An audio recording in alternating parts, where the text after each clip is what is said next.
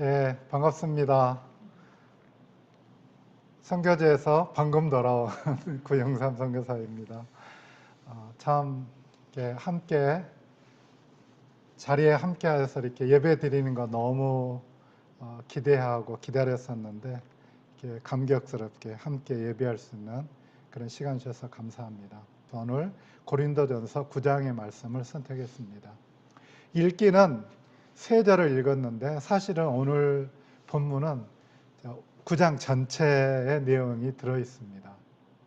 그래서 제가 여러 가지 이제 고민을 하다가 이것들을 그냥 짧게 했는데 9장을 크게 보면 크게 두 파트로 나뉘게 됩니다. 1절부터 18절까지의 내용과 19절부터 끝절까지 이렇게 크게 두 개로 나뉘는데 그 나뉘는 부분 중에서도 앞에 부분이 두 개로 나뉘는 것. 1절부터 15절 그리고 16절, 18절 말씀을 이렇게 좀 나눌 수 있습니다. 앞에 부분이 중요한 것은 사도 바울이 자기가 선교사로 일을 하지만 내가 주어진 권리를 다 사용하지 않고 내가 하나님 나라를 위해서 섬겼던 것에 대해서 이야기를 합니다. 복음을 전하는 것, 권리를 행사하는 것에 대한 이야기를 나눴죠. 그리고 뒷부분에 보면 크게 두 개로 나뉘는데 19절부터 23절까지는 내가 복음을 전하기 위해서 어떻게 살았는가 하는 것들, 내가 영혼을 얻기 위해서 유대인에게 유대인의 모양으로, 그 다음에 이방인들의 모습에 맞게 내가 나가서 살았다, 그 이야기를 하고 있습니다.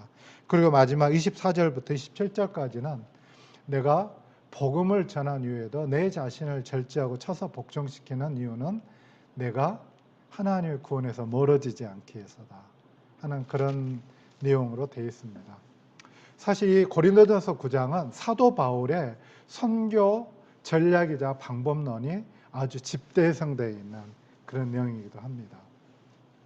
제가 오늘 이 제목을 정하면서 복음을 전하는 것은 모두의 사명입니다 라고 했던 것은, 오늘 우리가 살펴볼 것은 선교사로서의 사도 바울의 전략과 그 삶에 대한 것들을 돌아보겠지만, 그러나 이것이 우리에게만 해당하는 것은 아니라는 것을 말씀드리는 것입니다.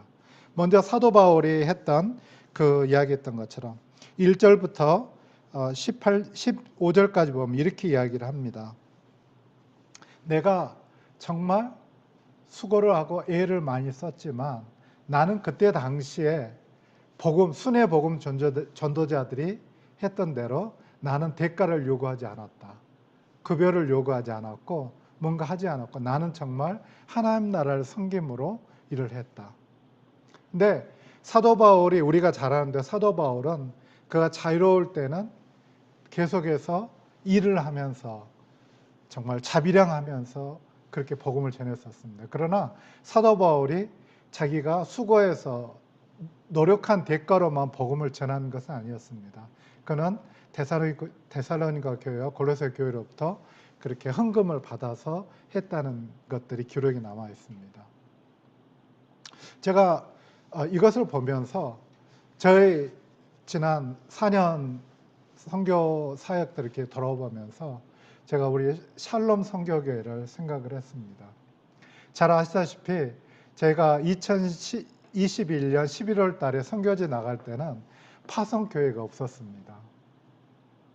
그런데 하나님께서 계속해서, 그때 당시에 코비드-19, 그러니까 코로나가 정말 가장 심할 때 많은 사람들 저에게 정말 제정신이 아니다고 그렇게 다 말렸던 그런 때였는데, 저와 제 아내의 마음속에 하나님 계속해서 빨리 나가야 된다는 마음을 계속해서 주셨습니다.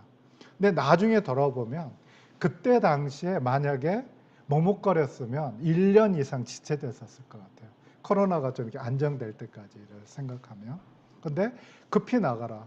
근데 저희를 파송하기로 했던 세 교회가 있었는데 다 사정상 파송을 못하겠다. 그래서 우리가 정말, 제 아내의 편입니다. 하나님, 저 정말 부끄럽습니다. 어떻게 파송교회가 없는 선교사가 가능합니까?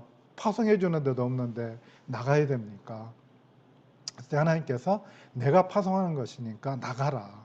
그래서 그렇게 나가게 됐죠. 뭐 여러 번 우리 목사님 이야기하셨지만 출국하기 이틀 전인가 사흘 전에 마지막 만나서 식사를 하는데 파송교회는 있냐고 저한테 물어봤습니다. 그래서 파송교회 없다 했더니 그때 여러 가지 이야기가 왔지만 어쨌든 만약에 기도해보고 한 달 뒤에도 파송교회가 없으면 연말까지 파송교회가 없으면 내가 교회를 세워서라도 파송하겠노라고. 그래서 정말 친구가 저를 참 격려하기 위해서 좋은 덕담 해줬구나. 저는 그런 마음으로 이제 정말 이렇게 갔습니다. 갔는데 그때가 아마 1월 말이었죠. 2022년 1월 말쯤이었던 것 같아요. 연락 왔대요. 아직도 파송교회가 없냐.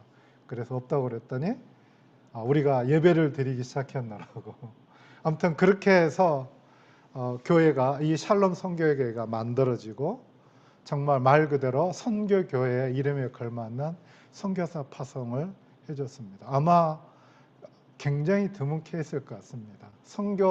파송교회 없이 선교제 나갔는데 파송교회가 나중에 만들어졌고 그 교회를 통해서 그렇게 기도와 또 여러 가지 재정과 우리가 언제든지 요청하게 되면 함께 같이 동역하는 마음으로 이렇게 같이 해주셨던 것.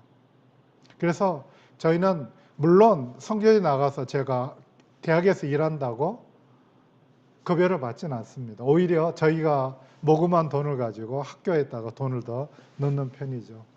그렇게 복음을 전했다 할지라도 그것은 저희 부부에게 있어서는 큰 특권이고 큰 영광이었습니다. 그리고 샬롬 선교교회와 함께 이 사역을 감당한다는 것이 그렇게 큰 힘이었어요.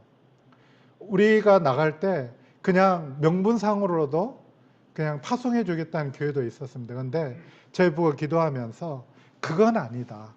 그냥 우리가 이름만 걸치고 재정 좀 지원받는 그런 교회가 아니라 우리는 정말 함께 선교 사역을 같이 감당하는 그런 교회가 우리 파송교회가 됐으면 좋겠다는 기도를 계속했었기 때문에 나중에 생겼지만 저희를 후원하고 지지해주고 격려해주고 때마다 매주 또 같이 더 예배를 드리는 이 샬롬 선교교회와 함께 지난 4년간 첫 함을 사역했던 것이 저에게 큰 기쁨이었습니다. 그런 측면에서 사도 바울이 자기가 그렇게 내가 쓸 권한을 다 쓰지 않는 것이 나의 그 어떤 자랑이고 내가 사람들 앞에서 이야기할 수 있는 것이라고 이야기를 합니다. 그러면서 이렇게 오늘 본문을 이야기합니다. 내가 복음을 전할지라도 자랑할 것이 없으면 내가 부득불할림이라. 만일 복음을 전하지 아니하면 내게 화가 있을 것이로다. 저희 부부는 대학 다니다 1980년대 선교에 헌신했었습니다. 그런데 묘하게 하나님께서 계속해서 선교지에 나갈 길들을 열어주시지 않아서 정말 헌신한 지 오랜 시간 기도를 했습니다. 그래서 그렇게 선교에 헌신한 지 30년이 지나서야 선교지에 나갔습니다. 물론 그것이 우리의 어떤 소원이 됐지만 저희 부부 두 사람 마음속에 우리가 복음의 빚진 자로서 어떻게든지 복음을 선교지 나가서 전하고 싶다는 그런 마음을 가졌는데 나중에 제 주변에 알았던 많은 사람들 이야기 들어봤더니 저희가 이제 60이 다 된 걸 보면서 저 사람들은 아무리 저희 돈에 선교 못 나갈 거야 그렇게 짐작했다고 이야기를 합니다.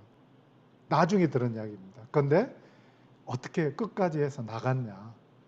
근데 저희에게 있어서 이것이 우리의 어떤 소원이나 우리가 하고 싶었던 일보다는 하나님 우리에게 주신 이 사명, 우리에게 주신 내가 복음을 전하지 아니하면 정말 이것은 내가 부득불해야 될 일이고 내게 화가 있을 것이라는 그런 마음들이 있었기 때문에 우리는 특별히 이제 60대가 되면 6학년이 되면 진짜 못 나갈 때서 정말 발버둥을 쳤는데 58에 선교지에 나가게 됐습니다. 그런데 그때 나갈 때 늦게 우리가 나가서 뭐 할까 그랬더니 선교지에 나가보니까 제가 젊은 나이에 나온 거더라고요. 세상에 거기에 가보니까 60대, 70대도 선교사로 일하고 있고 새로 선교지에 나오신 분들을 보면서 내가 그래도 참 50대 선교지에 나갔던 것이 너무 감사하다.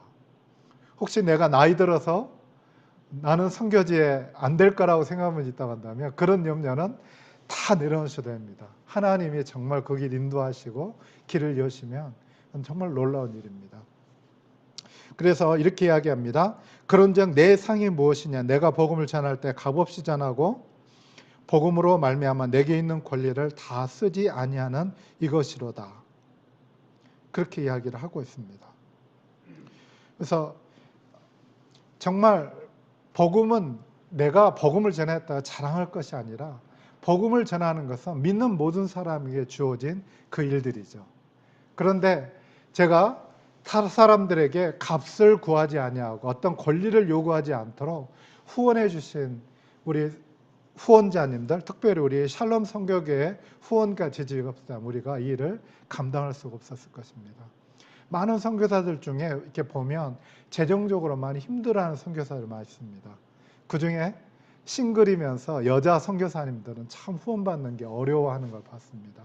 그럼에도 불구하고 정말 우리 선교교회가 그리고 많은 교회들이 그리고 후원자들이 저희를 후원해줬기 때문에 우리가 그 후원을 받아서 대가를 요구하지 않고 정말 사역할 수 있었고 그리고 재정이 필요한 사람에 후히 흘려보낼 수 있었고 그리고 다른 선교사들을 도울 수 있었던 것들은 바로 그러한 이런 후원 때문에 가능했다는 걸 생각하면서 다시 한번 감사를 드립니다. 사도 바울이 했던 두 번째 영역은 지금 19절부터 이야기를 하고 있는데 내가 모든 사람에서 자료나 스스로 모든 사람에게 종이 된 것은 더 많은 사람을 얻고자 함이라. 유대인들에게 내가 유대인같이 된 것은 유대인들을 얻고자 하며 율법 아래 있는 자들에게 내가 율법 아래 있지 아니하나 율법 아래 있는 자 같이 된 것은 율법 아래 있는 자들을 얻고자 하며. 사도 바울이 했던 전략은 말 그대로 선교지에 있는 사람들과 동일시하는 그런 마음이었습니다.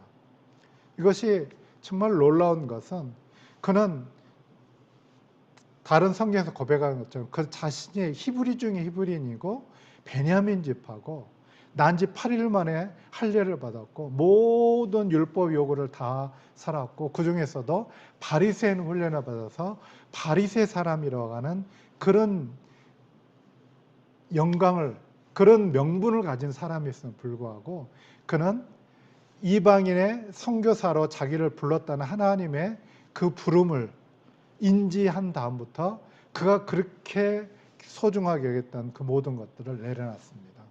그리고 정말 율법 없는 사람들에게 율법의 요구를 하나도 요구하지 아니하고 오직 한 가지 예수 그리스도와 십자가의 복음만을 증거했고 그리고 그의 그 선교 전략을 예루살렘 공의회 제안해서 예루살렘 공의회에서도 사도 바울의 이방인 선교 전략을 공식 전략으로 채택하는 그런 일들이 있었습니다. 지난 4년을 돌아보면서 어떻게 보면 참 어려웠던 부분이 이 부분입니다. 저희가 함께 선교사들, 제가 3년간 우리 선교사님들이 모여서 드리는 예배, 교회 예배 인도자로 3년간을 봉사했는데 우리가 한 번은 설교를 하고 한 번은 성경을 한 장씩 읽어가면서 그렇게 하게 됩니다. 그런데 빌립보서 2장을 읽고 같이 묵상하고 나누는 그런 날이었었어요. 그 주일이었었어요. 근데 그 빌립보서 2장에서 이렇게 이야기를 합니다. 제가 그냥 찾아서 하겠습니다. 빌립보서 2장에 보면 뭐라고 이야기를 하냐면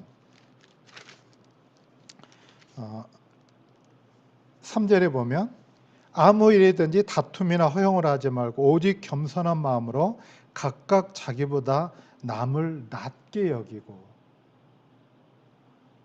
선교사님 한 분이 이런 쉐어링했어요. 내가 우리 선교사를 향해서 내가 자기보다 다른 사람이 더 우월하다, 높다고 인정하는 것은 너무 쉬운 일입니다. 그런데 내가 섬기는 그 현지인들을 나보다 낫다고 여기는 건 너무너무 어렵습니다 라고 고백하면서 눈물을 흘리는 것을 목하면서 우리 모두가 너무 진짜 우리 모두의 마음이 같이 거기에 동의하고 같이 그날 회개 기도를 많이 했던 기억이 납니다. 선교제에 가면 우리보다 못 살죠. 복음에 대해 잘 모르죠. 그 다음에 줄을 서고 질서 이런 건 없습니다. 정말 하나부터 10까지 다 가르쳐야 되죠. 그리고 우리가 모든 것을 우월한 입장에서 나눠주고 베풀고 도와주고 섬기는 입장이기 때문에 선교사가 선교사로 살면서 가장 어려운 게 정말 이 사람들을 나보다 낫게 여겼다고 하는 이 사도 바울의 이 말씀을 따라하는 것이 얼마나 어렵다는 것을 절감하고 있습니다. 근데 어떤 선교 전략을 다룬 책에서 이런 이야기를 합니다. 우리가 선교지에 영혼을 섬기러 갔고 선교지에 사람의 복음을 전하러 갔는데 우리가 그들을 우리와 동일한 동료로 우리와 똑같다고 이를 대하지 않고 우리를 그들 낫게 여긴다고 한다면 어떻게 복음이 전해지겠습니까? 라고 이야기하는 그 대목이 생각이 났어요.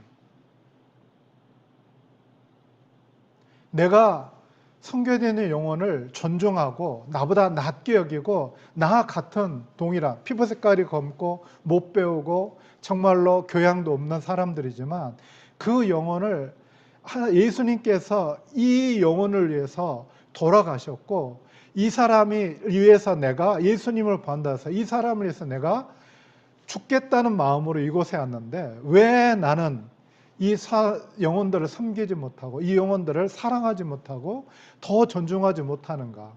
그 문제에 항상 부딪혀서 어려워했습니다.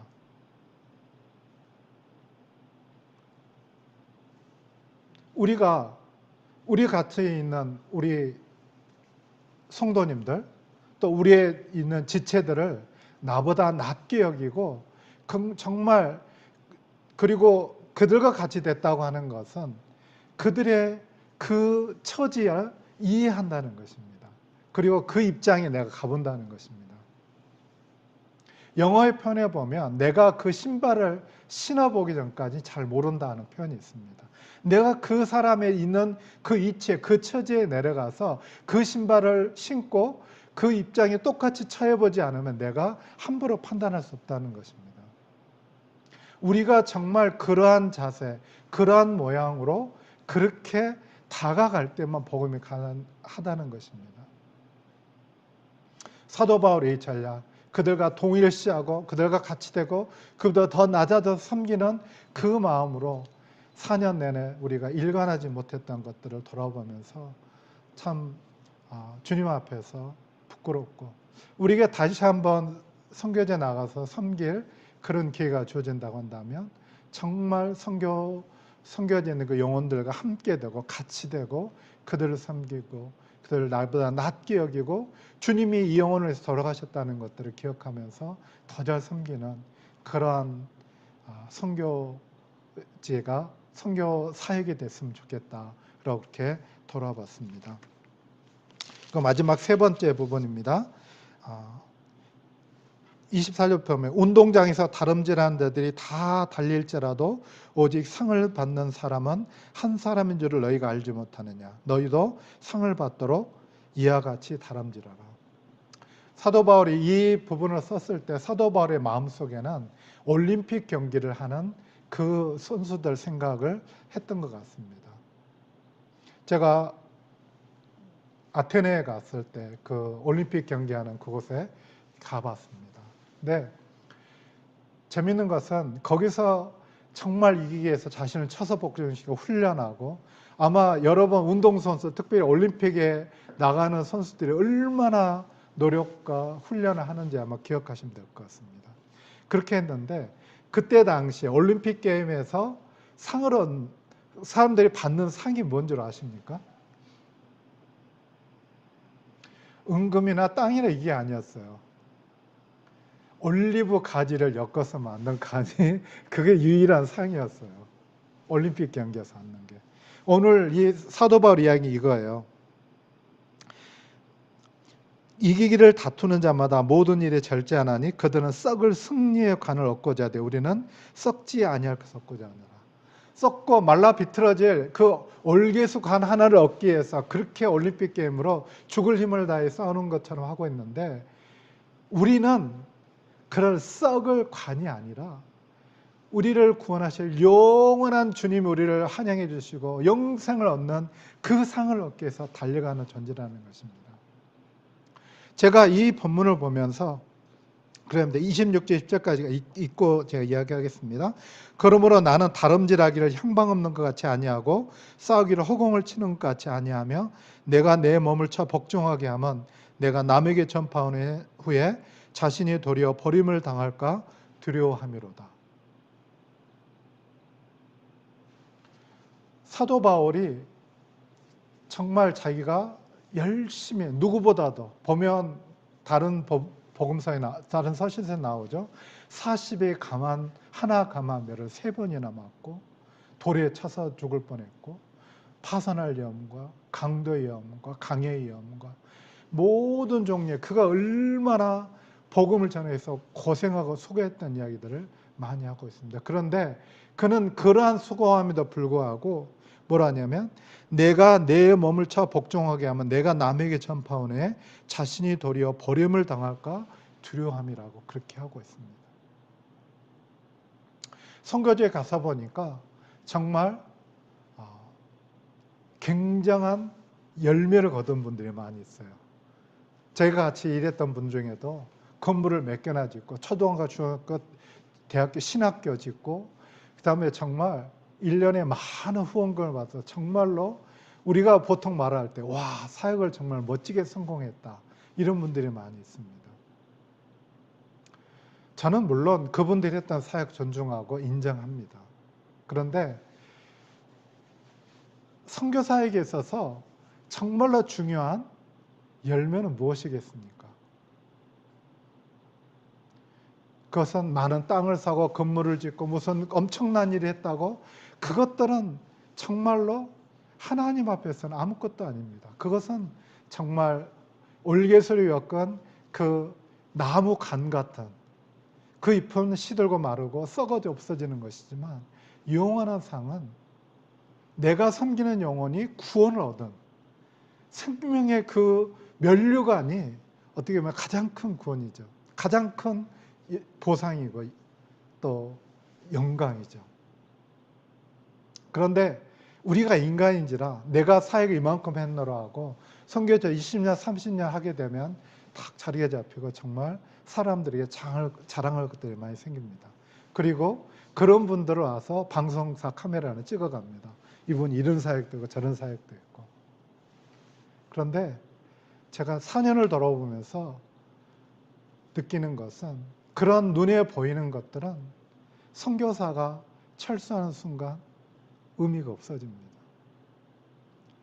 정말로 많은 분들이 헌금해서 지었던 그 교회들이 선교사가 떠나고 나니까 비어있고 예배도 드리지 않는 비어있는 건물들 너무 많습니다. 건물 지어줘도 우리가 사용할 때 그때 지나고 나면 어떻게 될지는 아무도 모릅니다. 물론 계속 잘 사용하는 건물도 있지만 예배당도 있지만 선교사가 그 땅을 지나고 나면 그것도 없어집니다.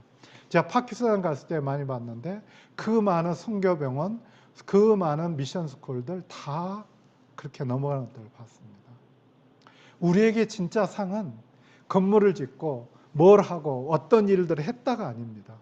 가장 중요한 상은 하나님의 사람을 세우는 것입니다.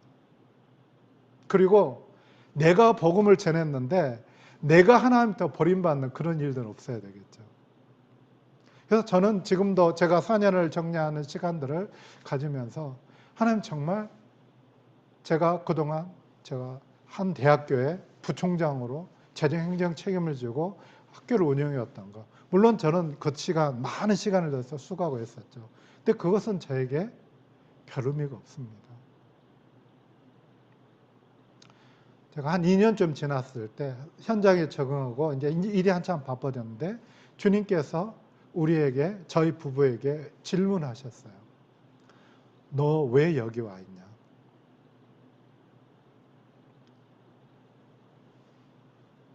저희가 와서 대학교 행정 일을 하고 세종학당 운영을 하고 그것이 하나님의 부르심이 아니었습니다. 우리는 맨 처음에 선교지에 갈 때부터 사람을 세우는 것이 우리의 중요한 목표라고 그렇게 고백하고 선교계획을 짰습니다. 그런데 일에 쫓기다 보니까 어느새 사람을 만나고 키우고 하는 일들은 뒷전에 밀려 있다는 것들을 발견하게 됐습니다. 그때 그렇게 책망하시는 하나님 음성을 듣고 난 다음에 우리 부부는 우리의 사역의 방향을 바꿨습니다. 아무리 바빠도 우리가 시간이 쫓기더라도 사람 키우는 일을 하자라고 그렇게 전언했고 그렇게 해서 시작했던 게 제자 훈련이었습니다. 그 제자 훈련 1년 반을 그렇게 마음에 깨달음 얻고도 시작하는데 한 6개월이 걸렸어요. 그래서 1년 반 전에 2024년 7월 달부터 제자 훈련을 시작했습니다. 거기에 있는 대부분의 학생들은 성경 공부 해본 적이 없습니다. 그리고 제자 훈련이라는 개념을 들어본 적도 없습니다. 그 친구들을 만나서 한 3달은 방법을 가르치느라고 굉장히 많이 시간을 들였어요. 그래서 제자 훈련은 성경 공부가 아니다.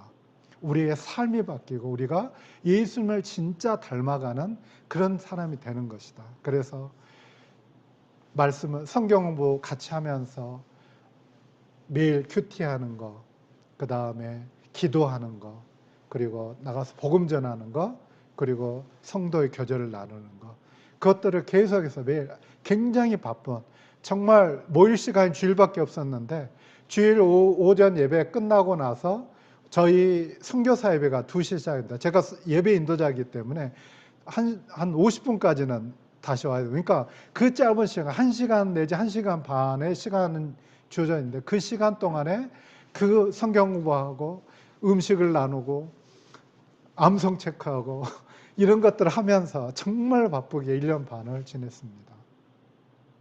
그렇게 했을 때 그리고 1년이 지났을 때 제가 우리 멤버들에게 요구를 했습니다. 너희도 이제 너희 스스로 새로운 양육팀을 구성을 해라. 그렇게 했고 그리고 비로소 9월 달부터 새로운 팀의 양육이 시작됐습니다. 그러니까 제자훈련에서는 이제 4대, 복음의 4대라고 하는데 4대를 구성해야 제자훈련을 성공했다고 그러는데 어찌됐든 저는 3대의 성경 공부가 시작되는 걸 봤습니다.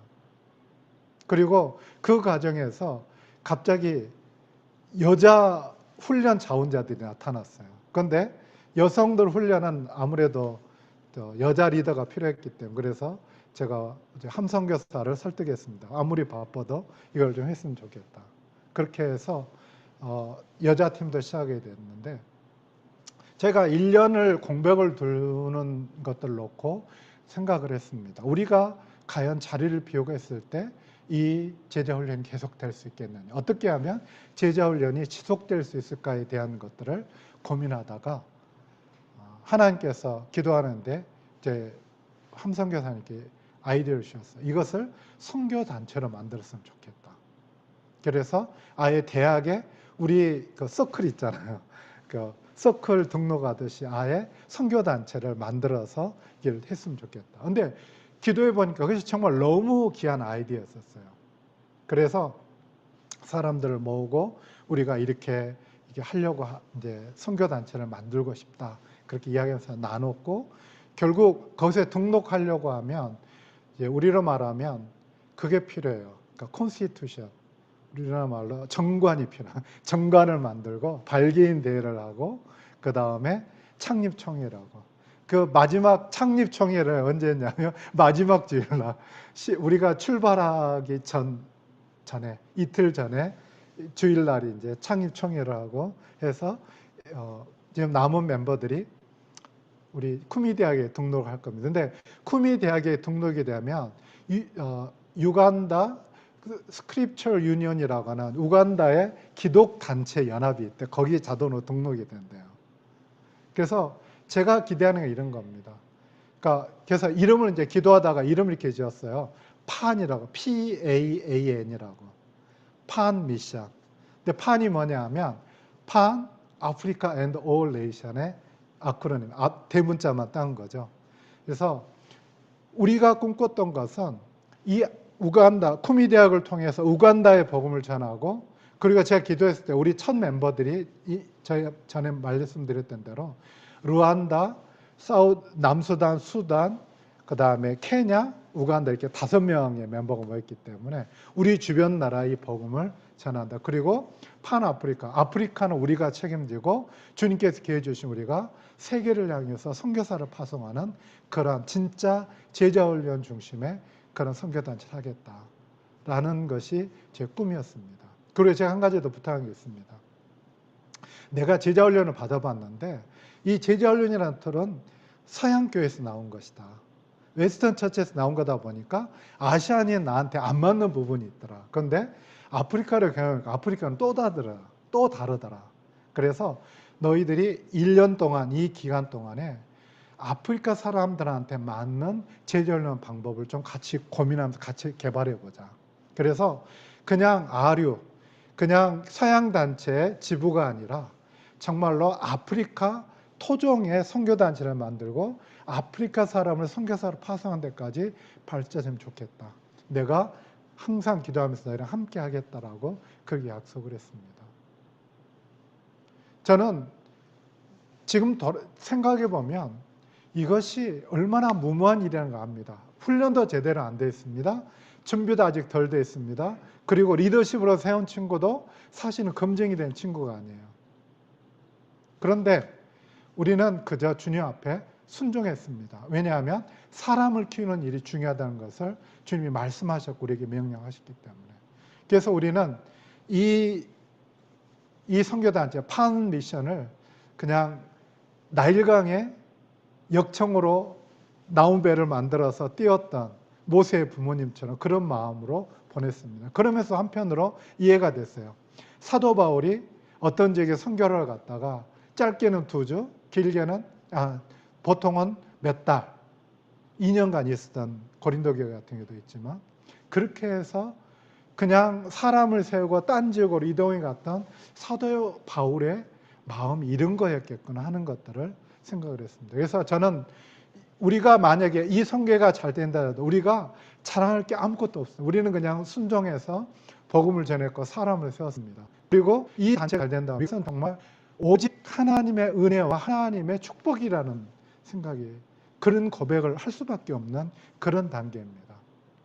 그래서 이런 일들이 참 있으면 좋겠다는 마음으로 우리가 나왔고, 그리고 아직 성경부터 마무리돼서 이번 주 다음 주까지 이제 더 공부해야 일단을 하게 되는데, 일단 이런 일들이 하나님의 은혜를 주시면 좋겠고, 그동안 했던 일들이 이런 일들이었습니다.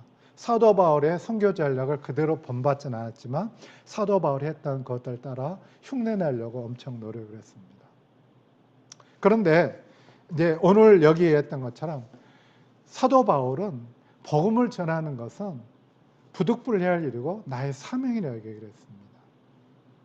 그렇다고 한다면 우리 여기 계신 우리 샬롬 선교교회 성도님들에게 복음을 전하는 일들은 사명이 되고 있습니까? 우리가 적용하는 의미에서 이 말씀을 같이 나누고 싶었습니다.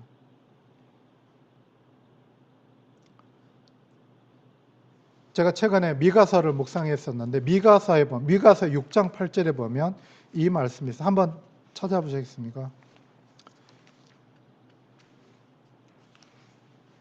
미가서 6장 8절 말씀입니다. 우리가 잘 아는 말씀입니다. 제가 읽겠습니다. 사람아, 주께서 선한 것이 무엇임을 내게 보이셨나니 여호와께서 내게 구하시는 것은 오직 정의를 행하며 인자를 사랑하며 겸손하게 네 하나님과 함께 행하는 것이 아니냐. 미가 선지자는 히스기야 왕 때까지 사역했던 선지자였습니다. 그리고 그는 이스라엘이 멸망할 것을 내다보고 있습니다. 그러면서 이 말씀하고 있는데 7절에 보면 이렇게 이야기합니다. 여호와께서 천천의 수량이나 만만의 강물 같은 기름을 기뻐하실까? 내 영혼을 위하여 내 마다들을 내 영혼의 죄를 말미암아 내 몸에 열매를 드릴까? 구약을 보면, 특히 선지서를 보면 굉장히 특별한 이야기를 제가 읽을 때마다 굉장히 의문이 있습니다. 하나님이 이스라엘을 심판하시겠다는 것이, 심판하시겠다고 계속 말씀하시는 것이, 너희가 내게 제사를 안 드렸다, 제물을 안 드렸다, 예배를 안 했다, 그걸로 심판하지 않습니다.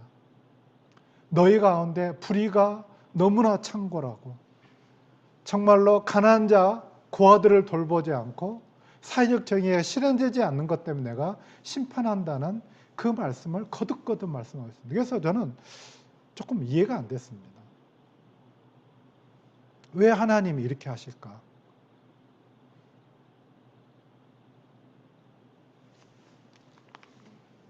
저는 우리 성도들이 정말로 복음을 전하는 부분에 대해서 그 이야기를 꼭 나누고 싶었습니다. 우리가 일반적으로 믿음이 좋다고 그러면 이렇게 합니다. 새벽기도 빠지지 않고 주일 예배 빠지지 않고 11조 잘 드리고, 그게 교회가 신앙이 좋다고 평가하는 그런 기준들입니다. 쉽게 이야기하면. 그런데 아무리 교회에서 예배를 열심히 드리고 새벽기도를 빠지지 않고 그렇게 한다 할지라도 그러한 모든 활동은 교회 안 활동입니다.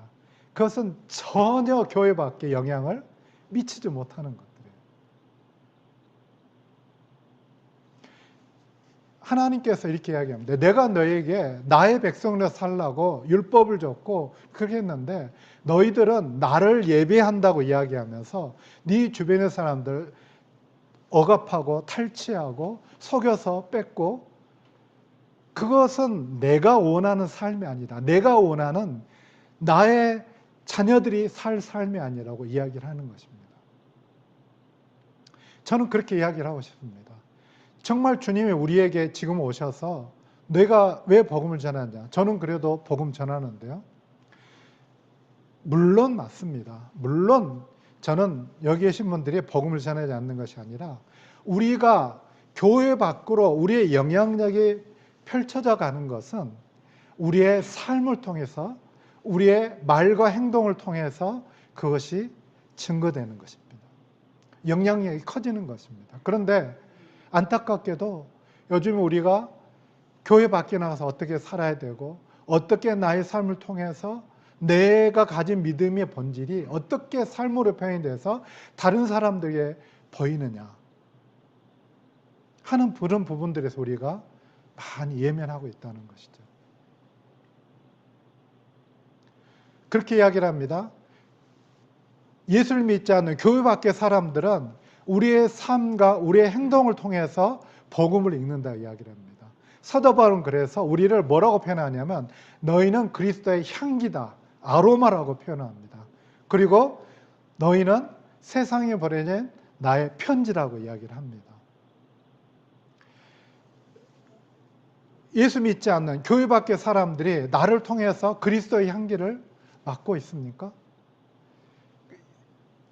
예수를 모르는 사람들이 나의 삶을 통해서 그들에게 보내진 그리스도의 편지라고 그 편지를 읽으면서 복음을, 나의 삶이 편지가 돼서 복음을 듣고 읽고 내가 교회에 나가 있고 예수 믿어야겠구나 그렇게 하는 것이 있냐는 것입니다. 저는 21세기 한국에 있는 우리 성도님들에게 필요한 부분은 이것이라고 생각을 합니다. 종교개혁을 시작했던 루터는 야고보서라는 서신서를 지푸라기 서신서라고 그렇게 폄하했었습니다. 왜냐하면 그는 로마서 1장 17절에 보면서 믿음으로 말미암아 구원에 이른다고 하는 그것을 증거했기 때문에 행위를 강조하는 야고보서는 지푸라기처럼 여겨졌었을 것입니다. 그런데 우리의 믿음은 우리가 믿음으로 구원을 얻는 것과 그것이 우리의 삶으로 표현된 그 두 가지 것이 균형을 잡아야 한다고 이야기를 하고 있습니다. 교회가 쇠퇴하고 교회가 어려워졌을 때는 교회 밖의 영향력, 우리의 믿음이 삶으로 표현하는 부분도 약해졌을 때는 교회 안으로 모든 것들이 모여집니다. 그러나 주님께서 성령을 부으시고 부흥의 역사가 일어날 때 우리는 교회 밖의 영향이 펼쳐지고, 그래서 부흥과 사회개혁이 동시에 일어나는 일들을 우리는 역사를 통해서 많이 봤습니다. 우리 교회의 힘이, 교회의 영향력이 교회의 울타리를 넘어서서 우리 사회까지 가서 우리 주변 사람들에게 우리의 삶을 통해서 그리스도의 향기를 드러내고 예수의 복음을 증가하는 편지가 되어줄 때 그들은 비로소 우리가 교회에 와야 되겠구나, 그렇게 결심하게 된다는 것입니다. 저는 이 2025년을 마감하는 마지막 주에 설교를 전하면서 우리 성도님들과 함께 이것을 전하겠습니다. 저희는 선교사로 부름을 받아서, 번임을 받아서 선교지에 나가서 선교지 사람들과 복음을 전하는 삶을 살았습니다. 그리고 후회하고 반성하는 것도 있지만 어쨌든 열심히 주님을 따라서 길을 살았습니다. 여기에 한국에 계셔서 우리를 위해서 후원하고 기도해 주신 건 너무 감사하지만 우리의 삶을 통해서 복음을 전하는 것은 우리 모두의 사명이기도 합니다. 이 2025년을 마무리하면서 나의 삶을 통해서 내가 가진 믿음이 내 행동으로 어떻게 표현되고 어떻게 주변에게 베풀고 도와줬는지 돌아보면서, 만약 우리에게 부족한 부분이 있다고 한다면 2026년에는 우리의 삶을 통해서 복음을 나눔으로 말미암아 내 주변의 사람들이 적어도 예수님을 알고 믿는 그런 축복이, 영향력이 확대되는 그런 일들이 있어지기를 주님의 이름으로 축복합니다.